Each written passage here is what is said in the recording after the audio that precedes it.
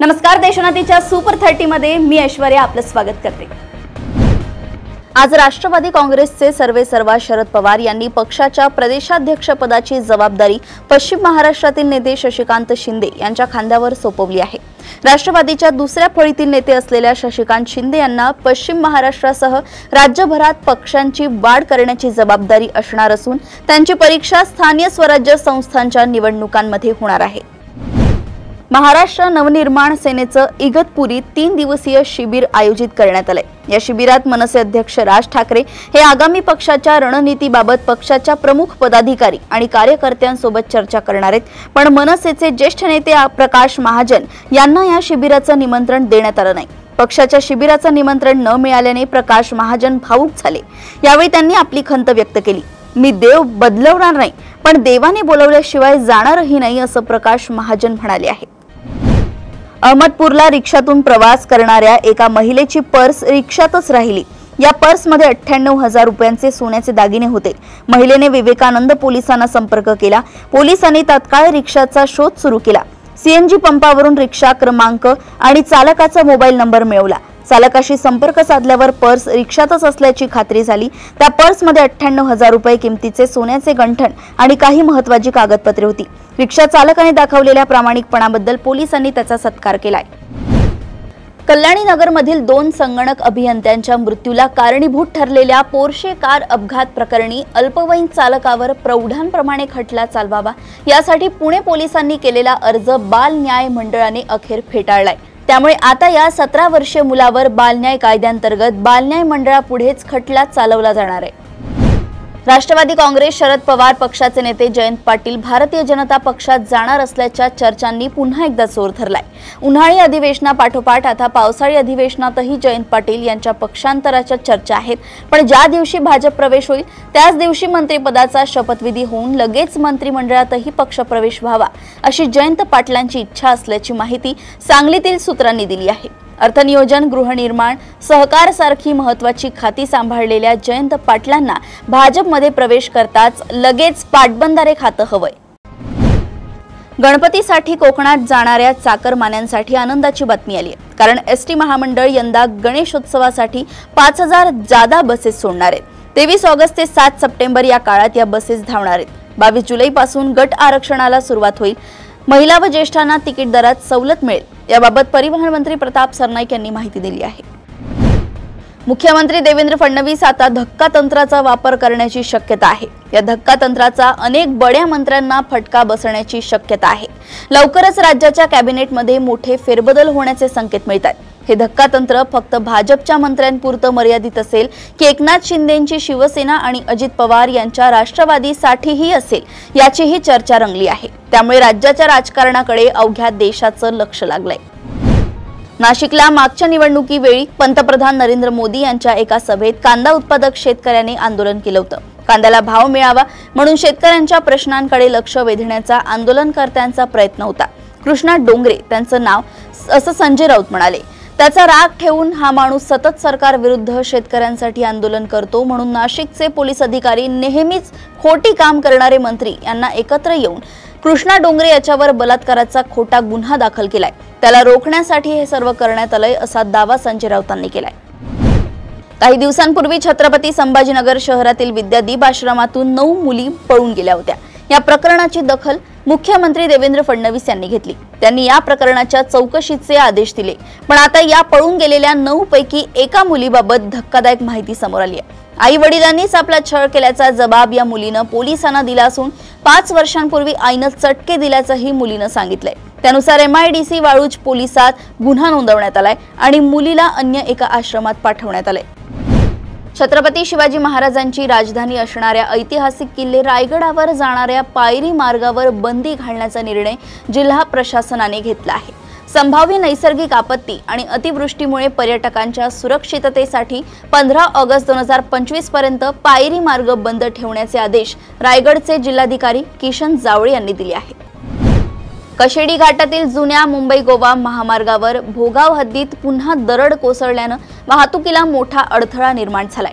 या घटनेने घाट मार्गावरून प्रवास करणारे नागरिक आणि वाहन चालकांमध्ये भीतीचे वातावरण निर्माण झाले। परिसरातील स्थानिकांमध्ये संतापाची लाट उसळली आहे। कल्याणच्या रुक्मिणीबाई रुग्णालयाबाहेर खासगी रुग्णवाहिका चालकांनी केलेल्या दादागिरीमुळे एका मजुराचा मृतदेह तब्बल 3 तास शवागृहात पडून राहिल्याची बाब समोर आली आहे। भाडे कमी देण्याचा प्रयत्न करत असलेल्या दुसऱ्या रुग्णवाहिका चालकाला थेट अडवण्यात आलं। विशेष म्हणजे या प्रकारामुळे मृतदेहाची देखील विटंबना झाल्याचं काहींनी म्हटलंय।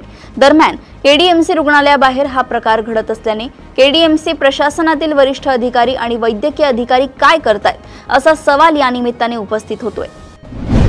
नागपूर येथील 16 वर्षीय ख्वाहिश देवराम नागरे या विद्यार्थ्याने सोमवारी शैक्षणिक दबावातून आपले जीवन संपवले।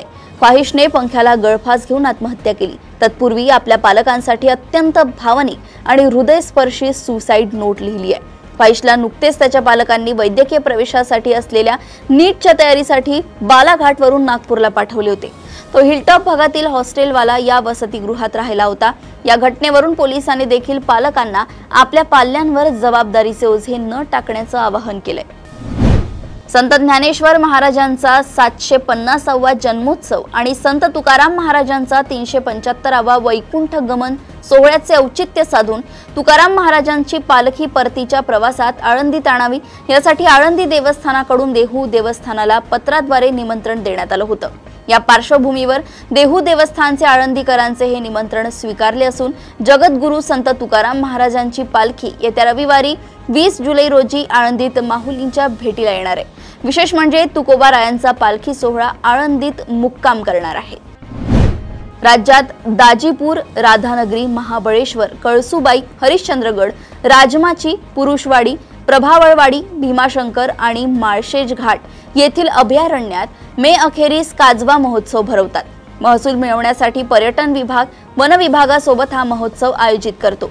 काजव्यांचा प्रजनन काळ धोक्यात येणार नाही यासाठी वन विभागाने निर्बंध घालावेत असे निर्देश राष्ट्रीय हरित न्यायालयाच्या खंडपीठाने वन विभागास दिले आहेत। भारतीय अंतराळवीर शुभांशु शुक्ला 4 अंतराळवीरांसह पृथ्वीवर परतले आहेत। त्यांचे ड्रॅगन अंतराळयान कॅलिफोर्नियाच्या किनाऱ्यावर उतरले आहे। शुभांशु हे सुमारे 18 दिवस अवकाशात होते। या काळात त्यांनी अनेक प्रयोगही केले।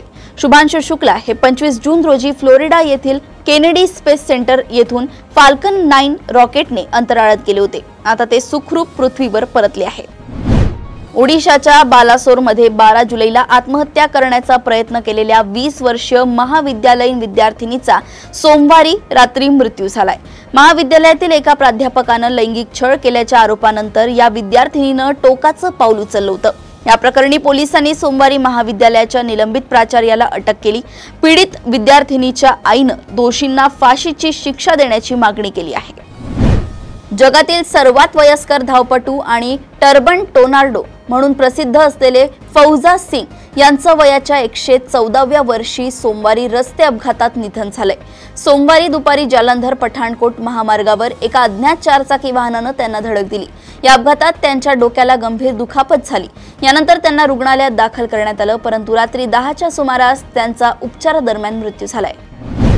केरळच्या पलक्कड जिल्ह्यात निपाह व्हायरसमुळे एकाचा मृत्यू झाल्याचं समोर आलंय। आरोग्य अधिकाऱ्यांनी सतत प्रतिबंधात्मक प्रयत्न करूनही या प्राणघातक निपाह व्हायरसच्या उपस्थितीबद्दल चिंता व्यक्त केली जात आहे। दरम्यान NIV कडून निपाहमुळे झालेल्या मृत्यूची अधिकृत पुष्टी मिळाल्यानंतर पलक्कड आणि मलप्पुरम मधील आरोग्य अधिकाऱ्यांनी मृत व्यक्तीच्या संपर्कात आलेल्यांचा शोध घेण्यास सुरुवात केली आहे। जबरदस्तीने शेकडो हिंदू मुला-मुलींचे धर्मांतर केल्याप्रकरणी उत्तर प्रदेशातील जलालुद्दीन करुमुल्ला उर्फ छांगूर बाबा सध्या चर्चेत आहे। ईडीच्या हाती काही कागदपत्रे लागली आहेत, ज्यात छांगूर बाबाने पुण्यातील मावळमधील आदिवासींकडून 2023 साली 16 कोटी रुपयांची जमीन खरेदी केल्याचं समोर आलंय। या जमिनीची आजची किंमत 200 कोटींहून अधिक आहे। यासाठीचे 49,80,000 रुपये परदेशी निधीतून देण्यात आले होते। ही जमीन छांगूर बाबाच्या नावाने खरेदी करण्यात आली नव्हती, तर त्याचा जवळचा सहकारी नवीन घनश्याम रोहरा याच्या मार्फत खरेदी करण्यात आली होती। येमेनमधून भारतासाठी एक मोठी गुड न्यूज आली आहे। येमेनच्या तुरुंगात बंद असलेली भारतीय नर्स निमिषा प्रियाची फाशीची शिक्षा टळली आहे। निमिषाचं कुटुंब आणि पीडित तलाल अब्द महदीच्या कुटुंबात ब्लड मनीबद्दल अजून काही फायनल झालं नाही। सूत्रांच्या माहितीनुसार निमिषा प्रकरणात ग्रँड मुफ्ती अबूबकर अहमद यांची पीडित अब्दो महदी कुटुंबासोबत चर्चा सुरू आहे। पहिल्या दिवसाची बोलणी सकारात्मक झाली, त्यामुळे पुढे सुद्धा चर्चा होऊ शकते।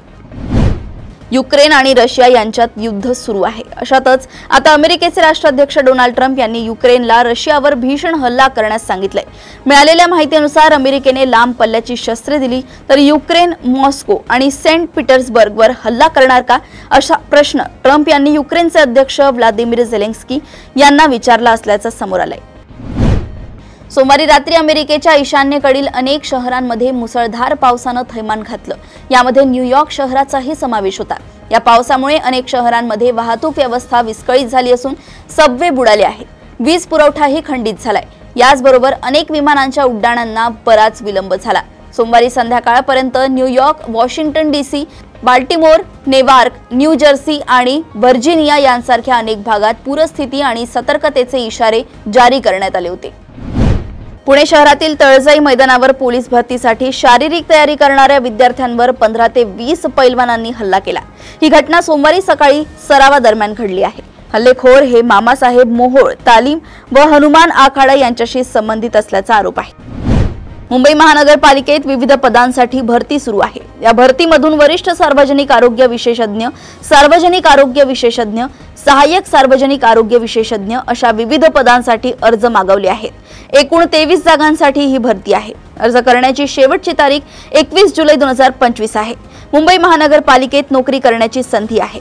सार्वजनिक आरोग्य विभागात विविध पदांसाठी भरती होणार आहे। यासाठी बीएमसीने जाहिरात काढली आहे।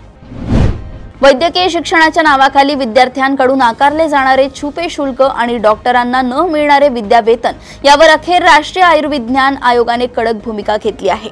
देशभरातील सर्व वैद्यकीय महाविद्यालयांनी त्यांच्या प्रत्येक अभ्यासक्रमाचे शुल्क आणि निवासी डॉक्टरांना दिल्या जाणाऱ्या विद्यावेतनाचा तपशील महाविद्यालयाच्या अधिकृत संकेतस्थळावर 7 दिवसात जाहीर करावा, अन्यथा संबंधित अभ्यासक्रमाची मान्यता रद्द केली जाईल, असा थेट इशाराच आयोगाने दिला आहे। जगातील सर्वात लोकप्रिय इलेक्ट्रिक व्हेकल कंपनी टेस्लाने भारतात पाऊल ठेवले। टेस्लाने मुंबईतील वांद्रे कुर्ला कॉम्प्लेक्समध्ये देशातील पहिले शोरूम उघडले आहे।